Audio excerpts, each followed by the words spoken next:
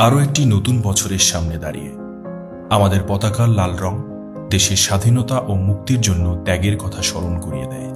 সবুজ আমাদের সমৃদ্ধি ও ঐক্যবদ্ধ বাংলাদেশের প্রতিশ্রুতি দেয়। শিল্পচক্র জাতির উন্নয়ন ও অগ্রগতির প্রতি অঙ্গীকার ব্যক্ত করে।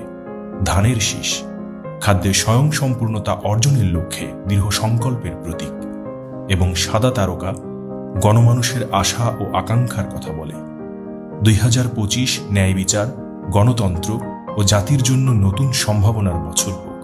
আমরা সবাই মিলে গড়ে তুলব আমাদের স্বপ্নের বাংলাদেশ।